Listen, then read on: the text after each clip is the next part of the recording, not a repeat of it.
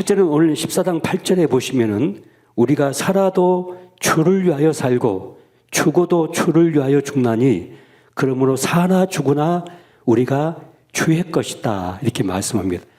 이 주님의 것이 되었다고 하는 것은 주님이 우리 인생의 주인이 되셨다고 하는 확실한 확인서를 말씀하고 있습니다. 우리가 부동산을 구입하면은 등기를 이전을 하게 됩니다. 등기를 이전하고 나면은 그 다음에 확실하게 그 땅과 그 집이 내 소유가 되어버리는 것처럼 오늘 주님께서 우리에게 말씀하시기를 너는 내 것이다. 내가 너의 주인이다. 우리가 주님, 주여 하고 부를 때 그 주자가 주인 주자입니다. 나의 주인이 하나님이 되셨다. 내 인생의 모든 주도권이 하나님 손에 달려있다는 사실을 고백하는 고백이 바로 우리가 주님 그리고 주여 하고 고백하는 것입니다. 주님이 우리가 주님의 소유가 됐다.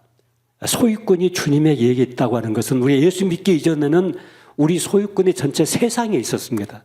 세상의 제약 속에 있었고 세상의 권세 아래에 있었고 세상의 어둠의 영역 속에 우리 소유권이 있었습니다.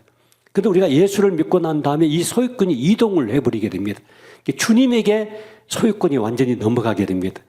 그래서 나라고 하는 인생의 등기가 세상에 있다가 하나님 쪽으로 제약 속에 있다가 영원한 구속의 은혜로 우리가 완전히 이동을 해버리는 결과를 갖게 됩니다. 사람마다 이 내 것에 대한 집착은 굉장히 강하고 내 것은 떨어진 양발 조각 하나도 마지막까지 챙기게 됩니다. 수련회를 할 때 보면은 수련회가 끝나고 숙소에 들어가 보면은 이곳저곳 양발도 넘겨 있고 수건도 남겨 있고 또 세면장에 가보면 칫솔들도 막 여러 개가 이렇게 많이 있다고요. 그러면 꼭 그 수련회 마치는 시간에 너희들 가서 세면장에 가서 자기 칫솔 다 찾아오고 또 숙소에 가가지고 자기 거 있는 거 다 찾아와라 그러면은 애들이 막 달려가가지고 아무도 관심 갖지 않는 칫솔을 자기 칫솔을 딱 가져간다고요. 또 자기 떨어진 양발도 다 주워가고 내 것이라고 할 때 내 것이라고 하는 이 집착욕, 이 소유욕은 굉장히 강하게 마지막까지 나타나게 됩니다. 여러분 성경에서 우리 한 사람 한 사람이 하나님의 것이다. 이것은 내 의지와 내 인권을 전부 다 결박시키고 나를 노예처럼 종처럼 부리겠다. 그런 말씀이 아닙니다. 하나님께서 나와 여러분을 내 것이라고 말씀하실 때 가장 중요하게 보신 것은 예수 그리스도의 십자가의 사건을 통해서 우리가 하나님의 것이 되었기 때문에 하나님은 내 존재 가치를 어떻게 보고 계시는가. 두 번째는 나를 마지막까지 책임지신다고 하는 이 중요한 사랑의 확증이 내 것이라고 하는 이 말씀 속에 담겨져 있습니다. 로마서 5장 8절에 보시면 우리가 아직 죄인 되었을 때에 그리스도께서 우리를 위하여 죽으심으로 하나님께서 우리에 대한 자기의 사랑을 확증했다고 말씀합니다. 에베소에 보시면은 죄와 허물로 죽었던 자리에 있었습니다. 우리가 잠시 기절했던 자리에서 구원받은 것이 아니고 죄의 삭은 사망이었습니다. 그 죄로 말미암아 우리의 속사람은 죽었습니다. 그런데 예수 그리스도의 십자가의 구속의 은혜로 말미암아 우리가 이제 거듭나고 새로운 생명을 얻게 되었고 이것이 바로 하나님이 우리를 향하신 사랑의 확증의 현장이라고 말씀하십니다. 여러분 하나님은 우리를 보실 때 언제든지 십자가를 통해서 우리를 보십니다. 십자가의 구속의 은혜를 통해서 나라고 하는 존재 가치를 보고 계시고 나라는 존재에 대한 책임을 하나님이 잡고 계십니다. 요한복음 3장 16절은 성경 속에서 성경 66권 전체를 한 절로 딱 요약을 해놓으면 요한복음 3장 16절로 말씀을 할 수가 있습니다. 하나님이 나를 이처럼 사랑하사 독생자를 주셨으니 십자가의 사건을 통해서 하나님의 사랑이 나에게 확증이 된 것입니다. 독생자 예수 그리스도를 나를 위해서 십자가에 내어주셨다는 이 사실은 나와 독생자 예수 그리스도를 바꿨다 그 말씀입니다.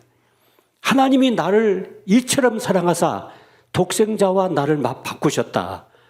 여러분, 물물 교환이라고 하는 것은 똑같은 가치가 인정될 때 물물 교환이 성립이 되는 것입니다. 하나님이 나를 보실 때 나의 존재 가치와 예수 그리스도의 존재 가치를 동등하게 보셨기 때문에 나와 예수 그리스도를 바꿨다. 이것이 십자가의 사건이었습니다. 그래서 하나님은 그 십자가의 은혜와 사랑의 눈길을 통해서 나를 보고 계십니다. 나라는 존재를 보실 때 예수 그리스도의 존재와 같은 존재의 가치로 나를 보고 계신다는 이 사실을 여러분이 꼭 기억하셔야 됩니다. 내가 나를 볼 때 세상의 눈으로 물질적인 가치관에 통해서 내 부모의 눈을 통해서 친구들이 나를 뭐라고 하는가 하는 통해서 자꾸 나를 생각할 때가 있습니다. 나는 별볼일 없고 보잘것도 없고 나는 흙수저의 집에서 태어났고 나는 누구처럼 스타처럼 잘하는 것도 없고 누구처럼 큰 탤런트가 있는 것도 아니고 그런 나라는 존재는 그럭저럭 이 땅에서 살다가 인생을 끝마치는 것이 인생이 아닌가. 재수 없는 인생처럼 팔자가 기구한 인생처럼 그렇게 나 자신을 생각한다고 하는 이것은 우리가 아담의 족속 속에 있었을 때는 그렇게 생각할 수가 있습니다. 그런데 이제 예수 그리스도의 나라로 옮겨진 이상 하나님께서 나를 보시는 그 관점에서 나도 나를 봐야 됩니다. 하나님은 언제든지 십자가를 통해서 나를 보고 계십니다. 여러분, 십자가를 통해서 나를 볼 때 내 존재 가치가 이 세상의 그 어떤 것과도 바꿀 수가 없는, 성경이 뭐라고 말씀하시냐면 온 천지를 얻고도 내 목숨을 잃으면 무엇이 유익하겠는가? 무엇을 주고 내 목숨과 바꿀 수가 있겠냐고 예수님께서 말씀하시면서 나라고 하는 한 사람의 존재의 가치를 새롭게 바라봐야 된다는 사실을 우리에게 말씀하고 있습니다. 저도 예수를 믿기 전에는 보잘것없는 인생으로 나 자신을 생각했습니다. 별로 의미가 없었습니다. 뭐 조국이니 이웃이니 그런 단어 자체가 생소하게 인생을 살아왔었습니다. 내가 나를 볼 때도 가난한 농부의 집에서 태어나가지고 7남매 속에서 태어난 그런 보잘것없는 그런 한 사람이었습니다. 그런데 예수를 믿고 나서 이제 십자가를 통해서 나를 보기 시작할 때 온 천지를 주고도 바꿀 수가 없을 만큼 그렇게 소중한 생명의 가치를 다시 한번 직면하게 되었습니다. 그래서 십자가를 통해서 나를 봐야만이 내가 나를 용서할 수가 있고 내가 나를 소중히 여길 수가 있고 내 존재의 가치를 소중하게 인정할 수 있는 그런 삶으로 나갈 수가 있습니다. 하나님께서 너는 내 것이다 이렇게 말씀하실 때 우리를 보실 때 언제든지 십자가를 통해서 나를 보고 계신다는 이 사실을 여러분이 꼭 기억하셔야 됩니다. 로마서의 주제 중에 누구든지 그리스도 예수 안에서는 결코 정죄함이 없다 이렇게 말씀합니다. 여러분, 우리는 죄 가운데 있었고 죄악된 세상 속에 살고 있고 이 죄의 삭은 사망이고 우리는 늘 율법 속에 있기 때문에 언제든지 정죄감을 가질 수밖에 없습니다. 그런데 예수 그리스도의 십자가를 통해서 나를 보는 순간 누구든지 그리스도 예수 안에서는 결코 정죄함이 없다. 어느 것도 나를 정죄할 수가 없습니다. 왜냐하면 십자가의 구속의 은혜가 나를 모든 율법에서 해방시켰기 때문입니다. 그래서 우리는 진정한 자유함을 가질 수밖에 없는 것입니다. 하나님께서 너는 내 것이다 이렇게 말씀하실 때 나를 끝까지 책임지신다 그 말씀입니다.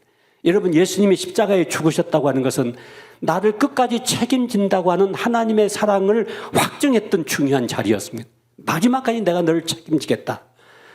네가 불 가운데 지날 때, 물 가운데 지날 때, 네가 이 세상 속에서 나그네 삶을 살고 있는 동안에도, 이 제약된 세상 속에 살고 있는 동안에도, 순간순간 내 의지가 무너지고 넘어지고 실수하는 그 순간에도 내가 너를 끝까지 책임지겠다. 결코 내가 너를 떠나지 않을 것이다.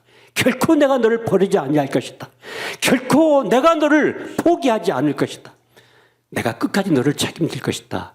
너는 내 것이기 때문이다. 내 자식이기 때문이다. 이것이 하나님께서 오늘 이 아침에 우리에게 주시는 이 말씀입니다. 여러분, 하나님의 눈으로 나를 보실 때 내 안에 엄청난 가능성과 엄청난 가치가 있다는 사실을 보고 계셨습니다. 세상에 그 어떤 것으로도 바꿀 수 없을 만큼 소중한 내가 거기 있다는 사실들을 우리가 깊이 인식을 해야 됩니다. 두 번째로 생각해 봐야 될 것은, 그래서 7절 말씀 보시면 이런 말씀이 있습니다. 우리 중에 누구든지 자기를 위하여 사는 자가 없고 자기를 위하여 죽는 자도 없다고 말씀하고 있습니다. 자, 우리가 하나님의 것이고 주님의 소유가 되었기 때문에 우리는 어떤 인생으로 살아가야 될 것인가? 성경은 말씀하기를 누구든지 자기를 위하여 사는 자가 없다. 성도들은 자기를 위하여 사는 삶이 아니다. 자기만을 위하여 내 배부르고 내가 출세하고 내가 잘 살고 잘 먹고 잘 입고 이것만을 위해서 사는 인생으로 우리는 부름받은 것이 아니다고 하는 것입니다. 왜 하나님께서 독생자 예수 그리스도까지 내어주면서 나를 십자가의 구속의 피로 나를 살 수밖에 없었는가? 나를 하나님의 것으로 만들 수밖에 없었는가? 나를 하나님의 자녀로 거듭나게 할 수밖에 없었는가? 이것은 이 땅에서 우리가 어떤 삶을 살아야 될 것인가? 누구든지 자기를 위하여 사는 자가 없고 자기를 위하여 죽는 자도 없다고 성경은 말씀하고 있습니다. 그러면서 9절에 보시면 이를 위하여 그리스도께서 죽었다가 다시 살아나셨으니 곧 죽은 자의 산 자의 주가 되려 하심이라, 주인이 되려 하심이라고 말씀하십니다. 여러분과 나의 인생의 절대적인 주인은 하나님이신데 우리가 어떤 인생을 이 땅에 살아야 될 것인가? 바로 주님을 위하여 살아가는 성도로 우리가 부름을 받았다는 사실을 성경은 우리에게 말씀하고 있습니다. 여러분, 우리가 주님을 위하여 산다고 하는 것은 어떤 삶입니까? 구체적으로 주님에게 딱 묶여있는 삶, 주님에게 노예처럼 끌려다니는 삶, 그게 주님을 위하여 사는 삶입니까? 그렇지 않습니다. 우리가 주님을 위하여 사나 죽으나 우리가 주의 것이다. 주님을 위하여 산다는 말은 주님이 십자가를 통해서 우리를 구원하시고 구속해 내신 것처럼 누구든지 나를 따라오려거든 십자가를 짊어지고 나를 따라오라고 주님 말씀하신 것처럼 우리가 살아가는 이 땅의 삶의 방식이 십자가의 방법으로 살아가야 된다는 그 말씀입니다. 여러분, 십자가가 뭡니까? 내가 죽고 누군가를 살려내는 방법이었습니다. 내가 손해보고 누군가에게 이익을 끼치는 방법이었습니다. 구약의 모든 제사와 제물은 제사 자체를 위해서 존재하지 않습니다. 제물 자체를 위해서 존재하지 않습니다.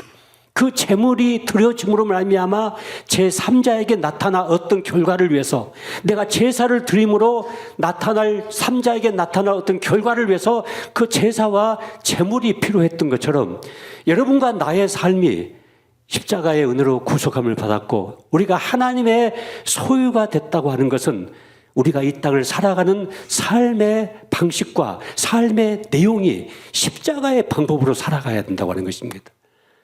내가 조금 손해보고 내 곁에 있는 내 가족과 내 이웃이 유익이 된다고 한다면 우리가 그 길을 선택하는 것입니다. 내가 좀 미치고 내가 좀 희생당하고 내가 포도송이처럼 좀 으깨지는 한이 있더라도 그런 삶을 통해서 누군가가 나를 통해서 살아나고 누군가가 나를 통해서 구원받고 누군가가 나를 통해서 이익이 되고 누군가가 나를 통해서 사람답게 살아가는 삶을 회복하고 누군가가 나를 통해서 치유가 되고 회복이 되고 살아날 수만 있다고 한다면 그 삶을 선택하여 살아가는 삶이 바로 십자가를 짊어지고 주님을 따르는 구체적인 삶으로 나타나게 되는 것입니다.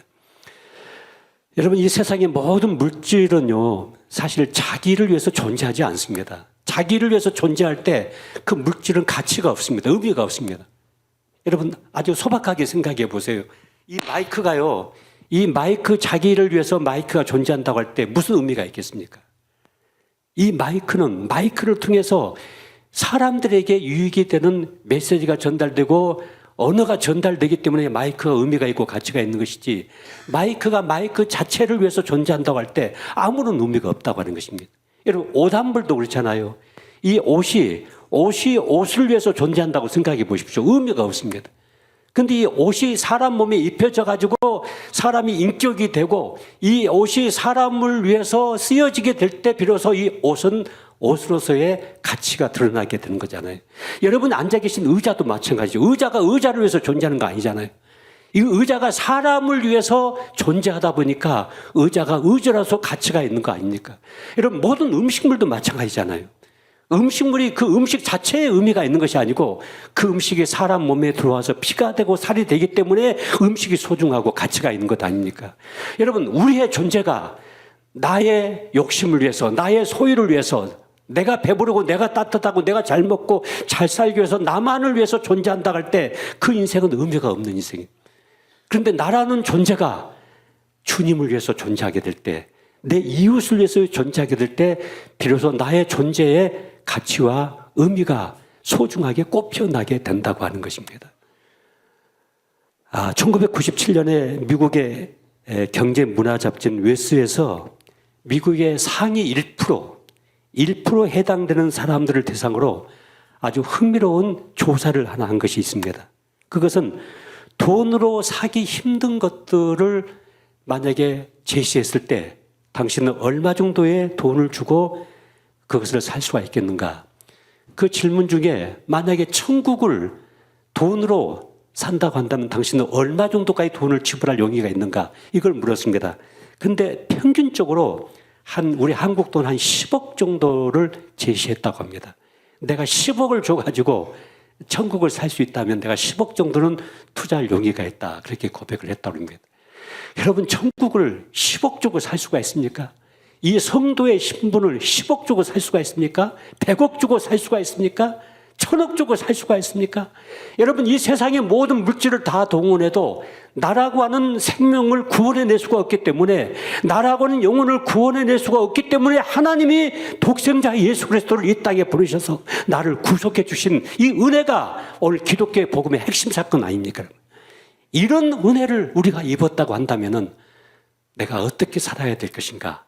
이제 나도 이 십자가의 방법을 가지고 나도 이 십자가를 짊어지고 나를 통해서 살아나야 되고 나를 통해서 새로워져야 되고 나를 통해서 일어나야 되고 나를 통해서 행복해져야 되고 나를 통해서 거룩한 하나님의 백성으로 거듭나야 될 이 사람들을 위해서 내가 가지고 있는 것 얼마든지 내어놓을 수 있는 그런 결단과 각오가 우리 안에 이루어져야 될 줄로 믿습니다. 사도 바울은 이런 사상이 있었습니다. 나는 헬라인이나 유대인이나 모든 사람들에게 빚진 자다. 이 빚진 자의 의식이 늘 있었습니다. 나는 빚을 지고 있다. 사랑의 빚을 지고 있다.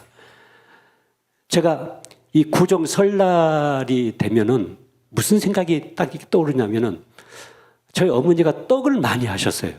쑥떡을 많이 하셨어요, 특별히. 그 제가 떡 배달을 많이 다녔어요.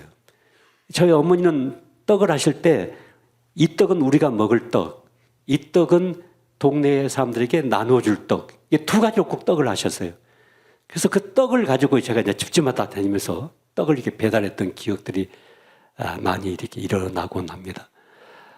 명절을 맞이해서 나만 기쁘고 나만 행복하고 나만 배부르고 그게 아니라 이 명절을 통해서 내 이웃도 함께 행복해지고 이웃도 함께 기쁨을 나눠줬으면 좋겠다.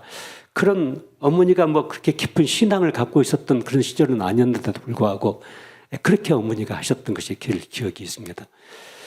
여러분, 우리가 인생을 살아가는 데 있어서 제가 마지막 우리 자녀들에게 남길 수 있는 유언이 있다고 한다면 이런 유언을 남길 수가 있을 것 같아요. 행복하게 살아야 된다는, 행복하게 살아라. 네가 가지고 있는 물질과 명예와 어떤 세상적인 지위가 너를 행복하게 하지 못한다면 그거 내려놔라 그러지. 그거 버려라. 아무리 많은 물질을 가지고 있어도 그 인생이 행복한 인생을 살아갈 수 없다고 한다면 그게 너에게 의미가 없다. 그거 내려놔라. 행복하게 살아야 된다. 두 번째는 그 행복이 네 안에만 머무르는 것이 아니라 그 행복이 너를 통해서 내 이웃에게 흘러가게 해라. 그래서 너의 행복이 다른 사람에게도 행복이 되고 너의 성공이 다른 사람에게도 기쁨이 되고 너의 유익이 다른 사람에게도 유익이 될 수 있도록 그런 삶을 살아가라. 이 두 가지, 행복하고 그 행복이 너를 통해서 누군가에게 흘러가는 그 삶을 살아가라. 그것이 너의 인생을 잘 사는 것이다. 그런 유언을 제가 마지막 남길 수 있지 않겠는가 하는 생각을 가져보게 됩니다. 사랑하는 성도 여러분, 우리가 누구든지 자기를 위하여 사는 자가 없다. 그럼 내가 어떻게 살아야 될 것인가? 이제 십자가의 방법을 가지고, 십자가의 원리를 가지고, 십자가의 이 복음을 가지고 여러분의 인생을 살아내시기를 바랍니다. 이게 잘 사는 것입니다. 절대 손해보는 것도 아닙니다. 절대 미치는 인생이 아닙니다. 정말 잘 사는 인생입니다. 한 가지 또 기억하셔야 될 것은 오늘 본문 말씀, 여러분 12절 말씀 보십시오. 11절부터 보실까요? 기록되었을 때 주께서 이르시되 내가 살았노니 모든 무릎이 내게 꿇을 것이요 모든 혀가 하나님께 자백하리라 하였느니라. 12절에 이러므로 우리 각 사람이 자기 일을 하나님께 뭐 한다고요? 직구한다. 하나님께 보고한다. 레포트를 제출한다. 그 얘기입니다.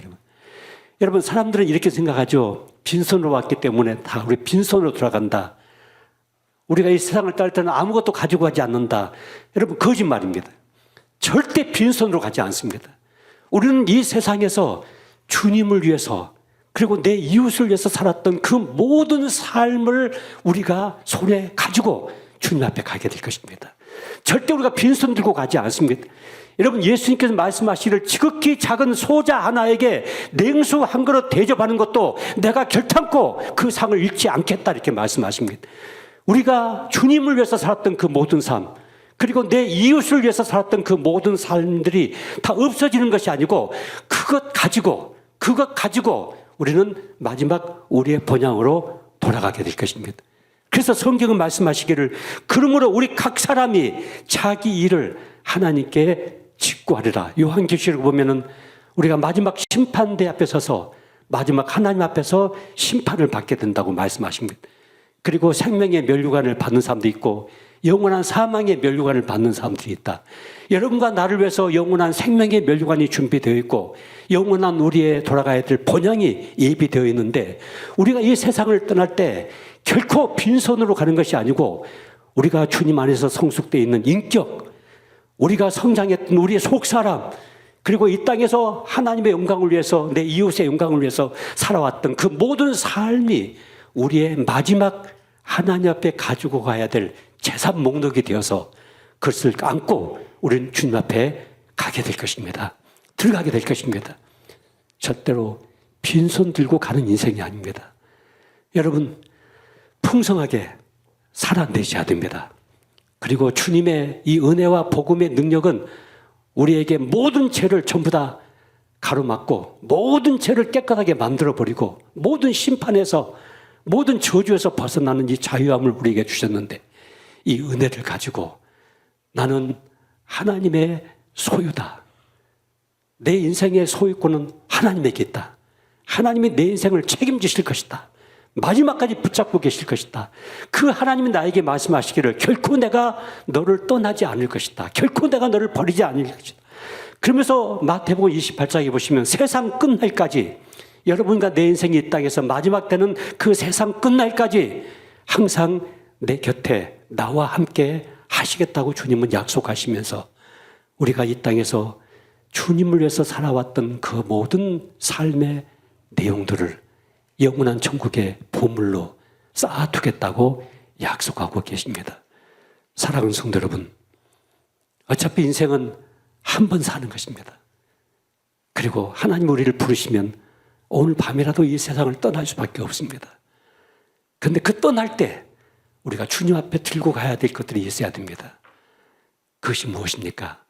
십자가의 방법으로 살아갔던 우리의 삶들, 그리고 십자가를 짊어지고 주님을 따랐던 그 모든 삶들, 그리고 하나님의 영광을 위해서 내 이웃의 영광을 위해서 살아왔던 그 모든 삶의 흔적들, 걸음들을 가지고 우리가 주님 앞에 가게 될 것입니다. 그리고 마지막 착하고 충성된 종아, 잘 살았다, 열심히 살았다, 수고했다, 주님을 위해서, 복음을 위해서, 이웃을 위해서 정말 잘 살았다. 이 마지막 평가를 여러분과 제가 꼭 받아야 되겠습니다.